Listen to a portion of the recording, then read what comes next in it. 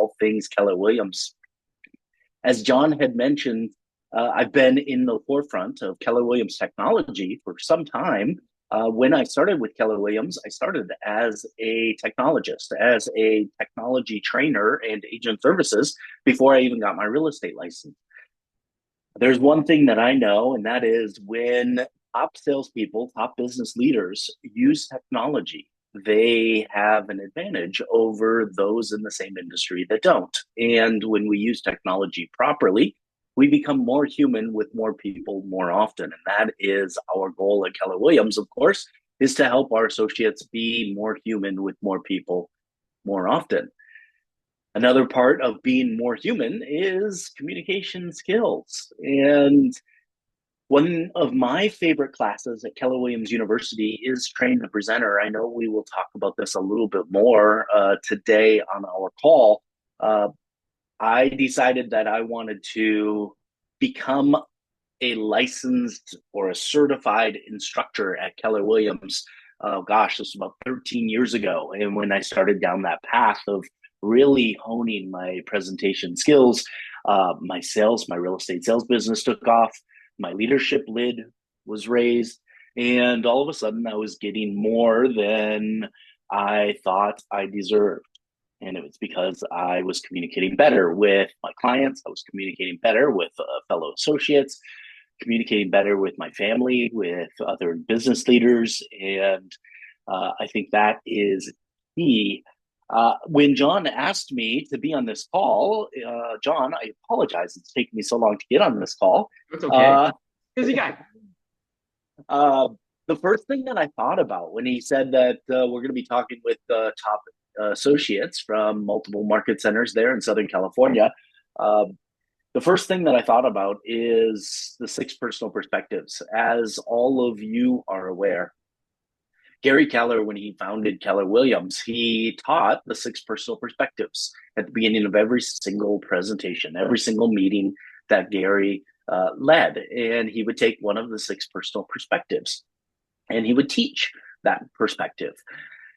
The one six personal perspective, the one that I wanted to bring up and have a conversation around today is, I think, timely and appropriate for all of us going into family reunion, and that is being learning based, making being learning based a foundation of your action plan. We know that learning based individuals ultimately are continuously growing. And I know I'm preaching to the choir here because you are on a Zoom call with other top producers and leaders from your area at 8 a.m. on a Friday morning. You are leaning in to continue growing. And we also have family reunion. John, you're coming to family reunion next week. Yes. And you said the only thing you're not excited about is that it's Las Vegas. That's it, right? Other than that, family reunion is amazing. It's close. It's close by. Do you have a lot of people from your market center going to family reunion? I think between the three market centers, we're at like 26, 27 right now. Fantastic. Fantastic. There are a lot of really great reasons to be at family reunion, but being learning based is a core component of that. Networking with other associates and learning with other associates. The first piece of advice I'll give to everybody here on this call, and it's not something you haven't heard before, but that is when you go to family reunion, go pour in to somebody else. In other words, go meet someone new and teach them something. Most people go to family reunion thinking they're going to learn. And yes, you are going to learn. There's going to be a lot that you're going to hear and learn and take away. But when you're purposeful about finding someone and teaching them something new, John, there's an old adage in training and teaching, and that is when you teach, you learn twice. Right. You get to basically teaching is mastery, right? Because you got to That's really right. know the subject inside and out. And then you're going to relay that to others and you're going to get different perspectives than maybe you had before. So that's going to help you grow, right? That's one of my, I always tell people that's one of the big reasons why I like to present and I like to teach because I learn more than the people that I'm teaching. At least that's what my goal is, right? I think that's a admirable and effective goal to Yeah. have every time you're teaching. I think that's key. Yep, for sure. And I think that one of the things that you said that really kind of resonated with me, and this is one of the things I bring up to people a lot, is I think, at KW, we talk about coaching, we talk about training and, all the models and the systems and the culture, and those things are all amazing and why, so many of us choose to be with Keller Williams. But I think one of the underrated superpowers that this company has that maybe doesn't get talked about enough is that network, is that being in an organization of like-minded people who are learning based and not afraid to collaborate and to share and to grow together. Because, a lot of times we silo ourselves off into our own little market center, but there's a great big world out there. And maybe we want to do something that nobody around us is doing, and we don't know how to get to that next rung or that next level. Well, somebody out there in Keller Williams land does, and more than likely they would be happy to share exactly what they do. But I don't think enough agents take advantage of that. I couldn't agree more. What I heard you say is that oftentimes there's something that we need in our business that we don't know what it is because we're not asking the questions. Oftentimes we're not asking the right questions to the right people. We have a model at Keller Williams called the 4 steps to unconscious competence. And it starts with being unconsciously incompetent and not knowing what we don't know yet. And what I heard you say is the network of people. And when you go to these events, you meet new people, you ask them questions, you might teach them something, and instantly you start becoming consciously incompetent. You might be now aware of things that you aren't fully aware of, or things that you don't know how to do really well. But when you hang out with like-minded individuals, when eagles fly with eagles, they become consciously competent. Now you start becoming a proficient at exactly whatever it is that you want to do, and you're doing it often. And it isn't until you do it over and over and over and over again, repetitiously boredom with that task, that you then eventually become unconsciously competent. And that's when that autopilot kicks in. John, we talk about this all the time, when all of a sudden you do things naturally because you've just done it so many times. Yeah, I think the key point there is actually when you get to conscious incompetence, because now I know what I don't know, and I have the ability at that point to make a decision on, all right, who do I need in my life? What do I need in my life in order to get this? Because now there's not an excuse. I know what I need to know. I'm just not doing it. Yeah, yep, absolutely. So tell us a little bit about, I mean, you are at the top of your game, and then in addition to that, you talk and you get to consult on a weekly basis with some of the very, very top performers in the industry right now. What are some of the things that you're seeing as a commonality in terms of mindset and activities and things that the top producers are doing? Because that's what we really try to get on this call, is to how are we thinking like a top producer and acting like a top producer? It's a great question. Here's what one common thread that I'm seeing with all of the top producers that I'm consulting with. What they're really focused on is their database. Big surprise there. Page 188 of the Millionaire Real Estate Agent tells us to have our database. And then more importantly, the third law of lead generation, and that is communicate with it in a systematic way. We're seeing top producers getting back to the basics and reaching out to their database that they haven't been talking to consistently for the last 5, 6, 7 years. They're having conversations with their database. Sometimes they're calling them for the first time since COVID. And they're checking in, and they're doing care calls, and they're reaching out and they're connecting with people. They're teaching their database things about what's going on in the market. They're consoling them, and they're checking in. Yeah, I love that, right? And because that call, I mean, I remember Jason Abrams, like when COVID hit, And I think it was like one of the best things that I've ever heard is a lot of times agents have call reluctance or, hey, you know what? I haven't actually called Zach and talked to Zach in like 5 or 6 years. That's going to be weird for me to just call him out of the blue and start talking about real estate. And Jason was just like around COVID, he goes, call your people. Don't talk about real estate. Just do the Stevie Wonder call. Call them and just say, hey man, I called just to say I love you and check in and then kind of break that ice that way. And then you can continue the conversations later. I think that's key. Reach out and touch somebody. Like literally just reach out and touch base. One thing that I found that works really great, John, especially for that person that you haven't talked to in 4 or 5 years, when you reach out and call them, acknowledge the fact that you haven't talked to them in 5 years. Yeah. And just then that, call out the elephant in the room. And I think that you can use that as a reason for a follow-up call is, hey man, Zach, it's been too long since we've talked. Let's make sure that it's not that long apart again. And then now I've kind of pre-led the foundation for making that future call a little quicker. And our top producers become masters at finding the opportunity to talk about real estate without calling for the purpose of talking about real estate. What I mean by that is our model is asking 3 basic questions when you're reaching out to your database, especially people you haven't talked to in some time. 3 really basic questions. Those of you that are listening along, those of you that are driving, this is recorded, but those of you that have the opportunity, pick up your pen right now. The first question you're going to ask when you reach out and just follow up with somebody you haven't talked to in a while. First question, here you go. You ready for it? How are you?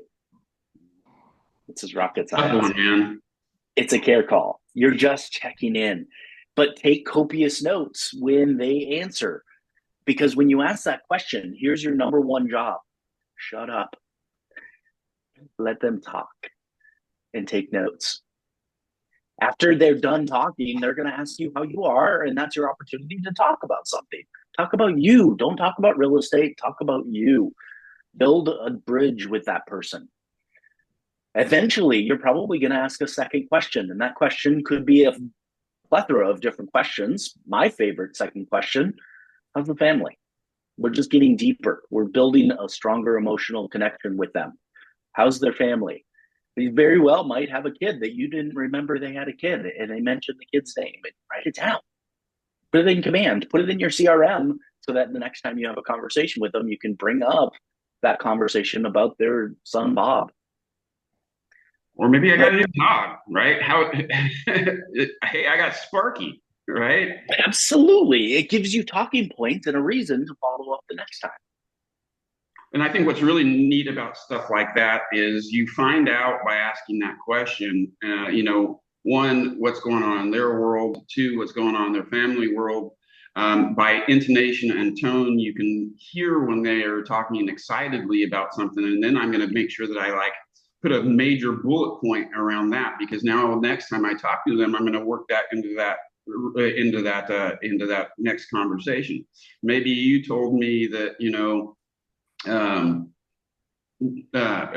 Jax was sick when I talked to you, and then the next time I call you, I say, hey, how's he feeling? I know the last time we talked, he wasn't feeling very well, and you were going to take him to the doctor. That just creates that stronger emotional proximity, because that shows that I care and that I'm taking a vested interest in you and your family, not just real estate. I get a lot of my sphere of influence that compliment me on my ability to remember things that they told me before. And here's a little fun secret. My memory is awful. I just cheat. I write it down. I put it in one place where I know I can go to find any information that I knew was important to remember. And then the next time I call them, I'm pulling up my CRM and I'm going through my timeline, and I can see those notes. And I can see that last time I talked, for your example, that their son Jackson was sick. And then you can bring that back up. And now you are a superhuman when you're just cheating and using technology for what it's designed to do. The key part here with this care call and the 2 questions that you asked is, of course, taking notes. What you're doing is you're listening for a life event that's happening in their world.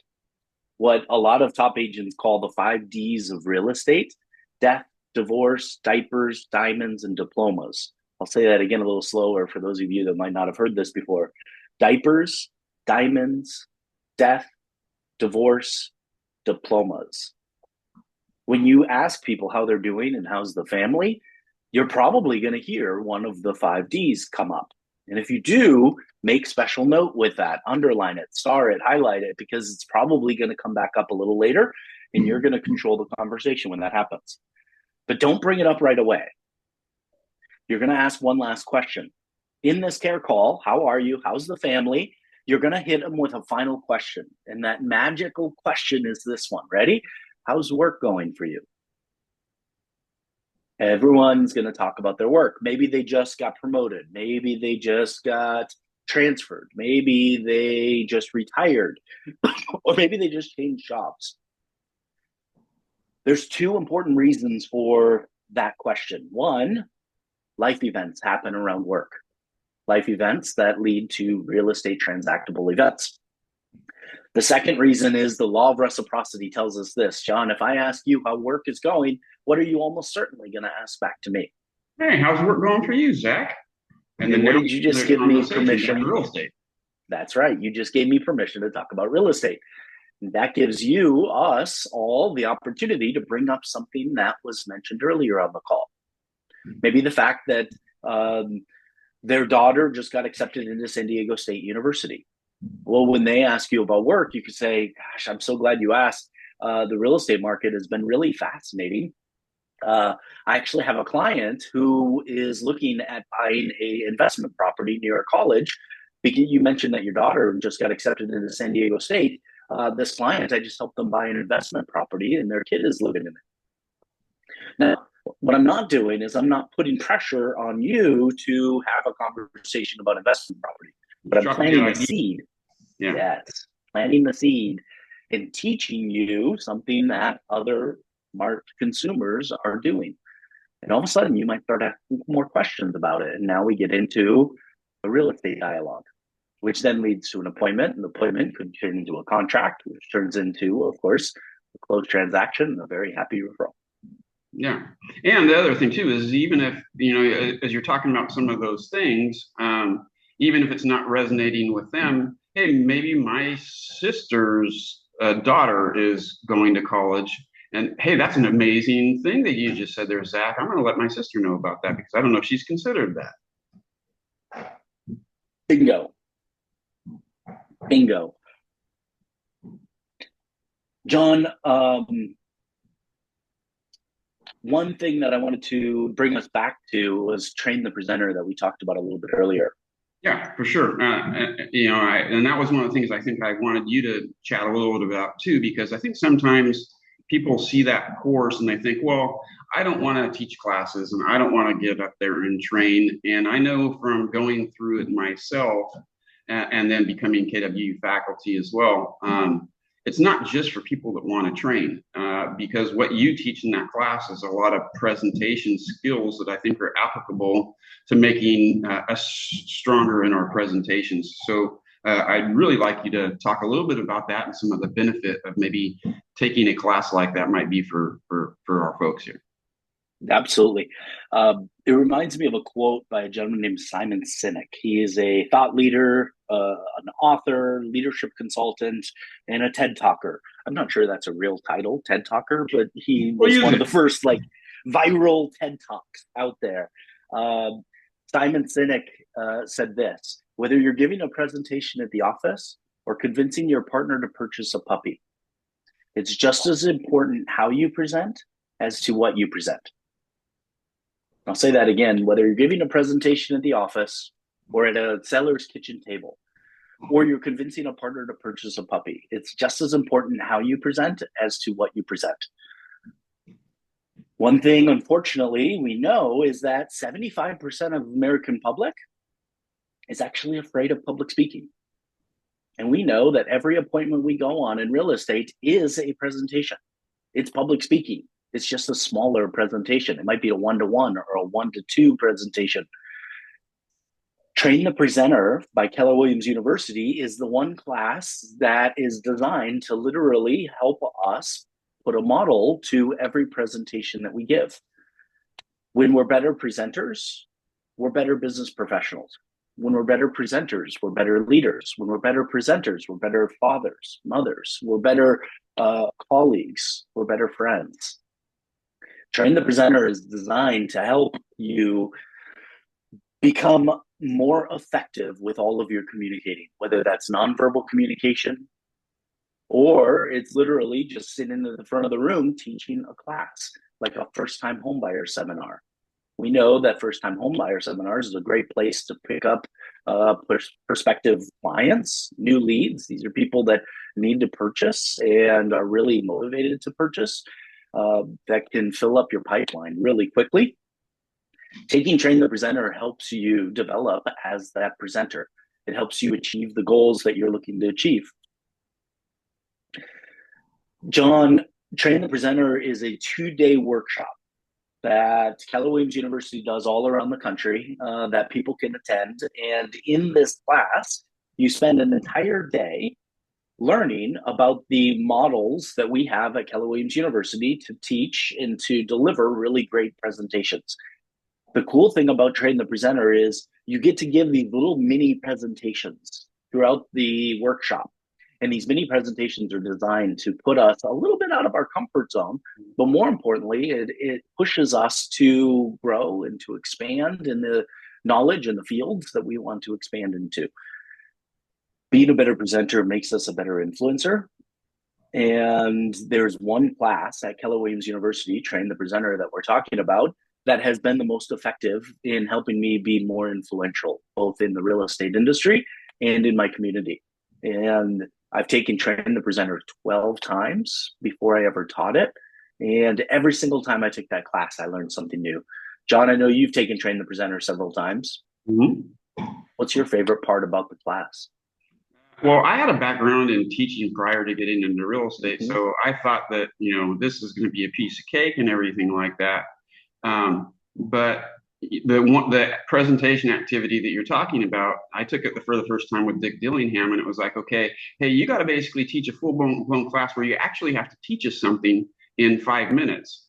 And it's like, okay, how do I come up with an intro and then a teaching moment and then an activity and then wrap it up or wrap up my presentation within 5 minutes? So even as somebody who'd spent a decade in the classroom, with those constraints, it really knocked me out of my comfort zone. And what I learned from that was, hey, what can we do so that we're being really succinct in our presentations, not being long-winded, and we can get our point across in a quick manner. And I think that, whether it's, hey, I'm doing a presentation to my clients for a listing or for buyers, which I maybe have a little bit more time, but more importantly, if I'm in that elevator and I got to have that elevator pitch to where I've got to get a message across that I want to be clear and that I want to understand, that's a whole different thing. And so I think that was one of the things that really stood out for me, probably my most memorable Train the Presenter moment. That's great. And that's what I'm saying and that's why I wanted you to talk about that a little bit, is because a lot of times people think of this class as just, I don't want to teach, but presenting is about communicating effectively, and communicating effectively is going to help us win more business. Yeah. There's a misnomer out there that Train the Presenter is for people that want to teach more. And the fact is that Train the Presenter is for anybody that wants to have better conversations with other people. Yeah. Whether that's teaching or convincing your kid to brush their teeth. Yeah, I love that. It's completely transferable. A couple action items. I know we are getting closer to running out of time. The first thing is this. Make Being Learning Based the foundation of your action plan. For those of you going to family reunion, go find somebody at family reunion, meet someone new and teach them something. For those of you that aren't going to family reunion, if you can make it, there's still time to go. Reach out to your local market center leadership and have a conversation about what it might look like to get you to family reunion. Be there. I'd love to say hello if you're there. And then second, ask more questions. Reach out to your database and ask those 3 questions. How are you? How's the family? And how's work? Listen for the 5 Ds, and then have very purposeful conversations. Make notes. in your CRM so that the next time you talk to that person, you've got some talking notes to bring up. If you haven't talked to them in 5 years, acknowledge it. Just say, hey, I think it's been 5 years since we've talked. How are you? Or you can even say something like this: I made a commitment this year to stay in better touch with the people that matter to me. How are you? And now all you have to do is just stay in better touch with that person. Yeah, you've established the reconnection, so now it's easier to make that second, third, fourth call for sure. And for those of you on the call that fall in that 75% statistic that I mentioned before, which is 75% of Americans actually fear public speaking as their number one fear. Fun fact, more people are afraid of public speaking than death itself, which is pretty fascinating. It's the number one public fear. For those of you that might fall into that category, be learning based and go take Train the Presenter as soon as possible and really focus on honing those presentation skills where you can ask better questions, lead people through really great activities, and just be a better storyteller. Teaching through stories works wonders in every presentation. I love that. All right, we got about a minute left. Any ahas or any questions that you guys might have for Zach before you wrap it up for the weekend and head out, for at least for some of us, to Vegas?